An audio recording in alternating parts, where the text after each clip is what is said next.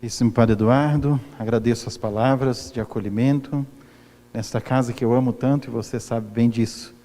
Em sua pessoa quero saudar também nosso Padre Luiz, nosso reitor do propedêutico e todos os outros padres formadores que dão a vida para que nós tenhamos vida pela Eucaristia, pela Palavra de Deus, nos futuros sacerdotes em nossa arquidiocese, em nossa província. Meus irmãos e minhas irmãs em Cristo Jesus, queridos e amados seminaristas, de modo especial, os que hoje dão um passo na vocação. Celebramos a Anunciação do Senhor. O mistério da Anunciação está intimamente ligado ao mistério da redenção. Sua igreja não pensou duas vezes em correr o risco de um 25 de março cair em pleno tempo de Quaresma ou muito até próximo da Semana Santa.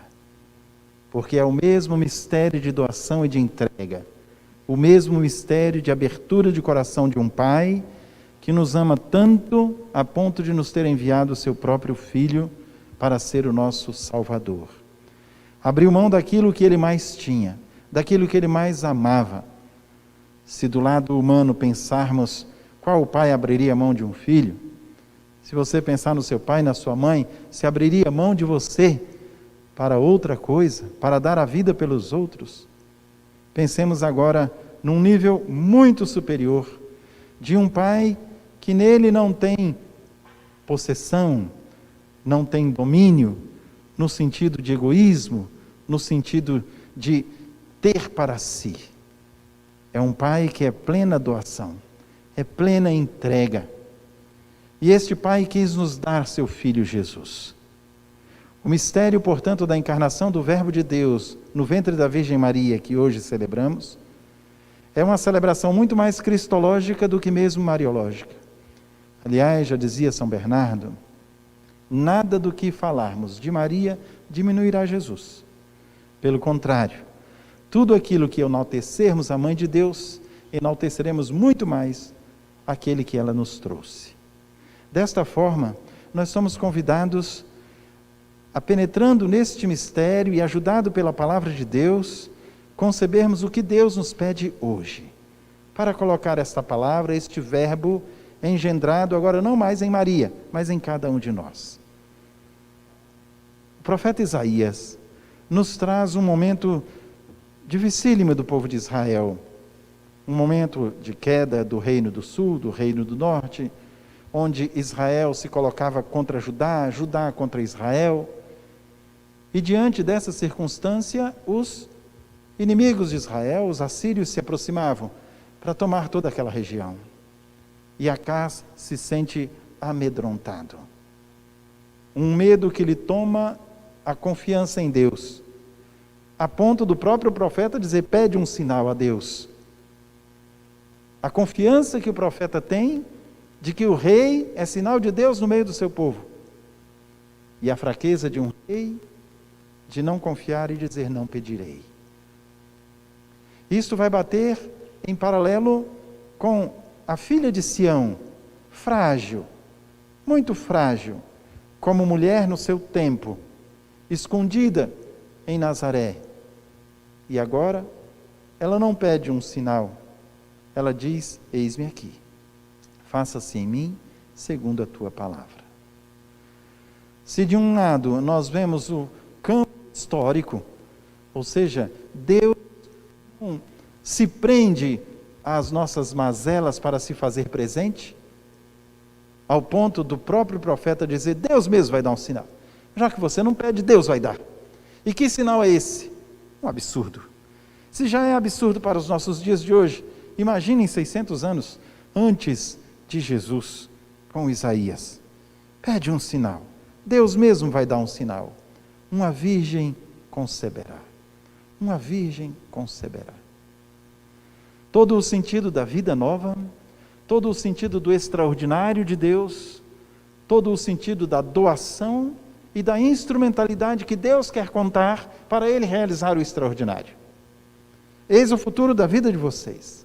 Realizar o extraordinário no altar do Senhor e no ambão do Senhor. É sempre do Senhor. E esse extraordinário se faz com a nossa doação, com a nossa instrumentalidade. De um modo muito direto, o conceber a palavra de Deus dentro de nós. O sacerdote é aquele que vai anunciar aquilo que ele já tem. Ninguém anuncia o que não tem. E mais do que ter o conteúdo teológico, vocês têm que ter intimidade com essa palavra. E intimidade não é só conhecer versículos, capítulos ou textos decorados da Sagrada Escritura. A intimidade significa conhecimento. Maria nos ensina isso quando diz, como vai acontecer isso? Se eu não tenho intimidade, se eu não tenho conhecimento de homem nenhum. Quando a gente tem intimidade, a gente produz vida. Se assim é na vida humana, assim também é com a palavra de Deus. E uma vez tendo intimidade pessoal com essa palavra de Deus, produzirá vida para aqueles que vocês vão anunciar esta palavra. O segmento de Maria é um segmento onde nós nos colocamos como instrumentos para fazer a vontade de Deus. Ser instrumentos da palavra de Deus, não dominadores da palavra de Deus, não os sabichões e que o povo não sabe nada, não.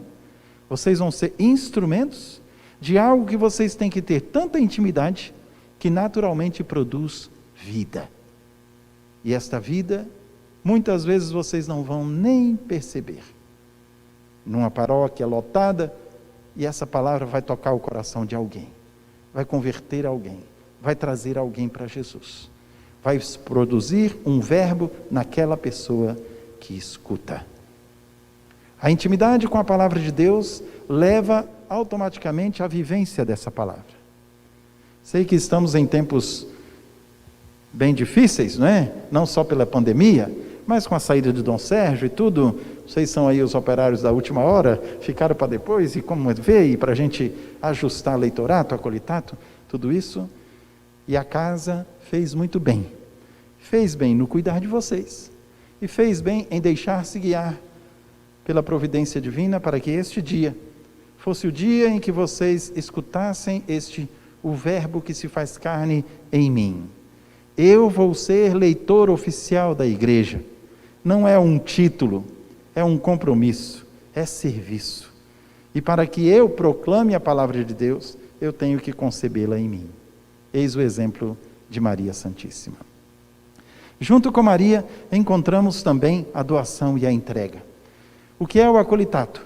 Se não fazer-se hóstia, fazer-se vinho, para ser sacrificado com Cristo Jesus. É um passo a mais. Não é simplesmente uma pedagogia do seminário. É um passo de consciência da nossa vocação, de consciência do que vamos assumir quando nos tornarmos sacerdotes do Senhor. Deixar-se morrer o grão de trigo que meditávamos domingo. Deixar-se pisar como um cacho de uva para se tornar um vinho bom como em Caná da Galileia. É deixar-se usar por Deus. Se num dado momento a gente aprende a viver a palavra de Deus, uma vez recebido o leitorato, eu devo aprender a me doar. E aí a segunda leitura. Deste-me um corpo, e eu disse, eis-me aqui. Hoje eu quero que todos vocês, filhos amados, que receberão o acolitato, digam no íntimo do coração de vocês, eis-me aqui, Jesus. Eu quero fazer a tua vontade. Eu quero fazer a tua vontade. Dai-me força, porque muitas vezes vem a tentação. E as tentações não são só de pecados intitulados, vistos ou precavidos. A tentação é sempre de não fazer a vontade de Deus. Lembrem-se disso. Qualquer que seja o pecado. Desde uma sexualidade mal resolvida, até uma desobediência ao bispo. Desde o deixar-se levar pela preguiça, até mesmo tratar mal uma pessoa. Tudo vem do não fazer a vontade do Senhor. O acólito é aquele que está pronto para dar um passo para o altar do Senhor. Vai se achegando devagar, vai ajudando aqueles que já são ministros do Senhor, vai participando mais perto dos mistérios, para que nesta intimidade com os mistérios, venha o diaconato e o presbiterato para plenificar essa entrega que um dia vocês disseram, lá no íntimo do coração de vocês, eu acho que eu quero ser padre. Aqui eu quero retornar toda a história de salvação de vocês. E não podia deixar de olhar para cada pai, para cada mãe que doou vocês à mãe igreja. Foi lá que começou tudo. E não começou também com uma consciência, porque vocês não tinham conhecimento. Começou com um ensinamento de papai e mamãe, com um testemunho de vida de igreja, de vida de fé, de amor a Jesus, de amor a Maria. Começou, quem sabe, com um terço todo dia lá em casa. Cada um de vocês tem uma história. Cada um de vocês tem esse movimento de amor de Deus que olhou para vocês e os chamou. E uma vez chamando, está capacitando para uma obra ainda maior. Respondemos todos nós com o salmista: eis que vem o Senhor para fazer a vossa vontade. E não é este o verbo mais querido de Maria? O fazer a vontade de Deus. Faça-se em mim segundo a tua palavra. Fazei tudo o que este homem aqui vos disser. E no alto da cruz, quando não há mais palavras, porque a única palavra é aquela que contemplamos e que nos atrai a todos, no seu silêncio, ela também diz: faça-se. Faça-se nas horas boas, de um anjo que vem e diz: ave, cheia de graça. Ele diz para a filha de Sião que é fiel. Ele diz para aquela que é humilde. Ele diz para aquela que acolhe. E igualmente, como lá em Acás, Deus não esqueceu o lado histórico, em Maria também, Deus a chama como ela se encontra. Por isso ela diz: não conheço homem. Calma, Maria. Tudo que vai acontecer em ti é obra do Espírito Santo de Deus. Não estamos para realizar um mero rito e completar uma etapa do seminário. Estamos para nos abrir ao Espírito Santo de Deus. É Ele quem nos ajuda dentro de nós mesmos a aprender todos os dias a fazer a vontade de Deus. Mesmo que essa vontade vá totalmente contra a minha, mesmo que essa vontade seja a cruz, mesmo que essa vontade seja uma sexta-feira da paixão, onde parece não entender nada, mas todo aquele sofrimento tem um sentido de produzir vida. Do verbo que se faz carne, da carne que se faz pão, para nosso alimento, para a nossa salvação. Futuros ministros de Deus, futuros ministros da palavra e ministros do altar. O leitorato é dizendo para o mundo: a palavra de Deus nunca deixará de ser proclamada. O acolitato é dizer para o mundo: a nossa vida nunca deixará de ser doada, de ser entrega, de ser oferta. Com esta consciência, nós também, com Maria Santíssima, queremos dizer um sim generoso a Deus, nosso Pai. E Deus também não esquece da história de vocês e do momento em que vocês vivem. Daqui, quando vocês fizerem 25 anos de padre, que forem ver a sua fotografia, vão dizer: olha, era o tempo da Covid. Não é? Todo mundo vai lembrar da Covid. Não é? Nós estamos num tempo próprio, onde Deus também pede a nós sacrifícios, onde Deus pede a nós também doação. Muitas coisas ainda não compreendemos, mas o sim de vocês se faz, como o de Maria, um ato de fé, um ato de confiança em Deus.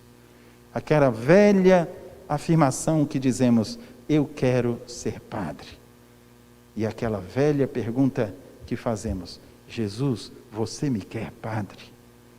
É nessa perspectiva, filhos amados, que eu quero que vocês sejam também sinal para esta comunidade com quem vocês convivem, aprendem, lutam todos os dias para dar esse sim generoso a Deus.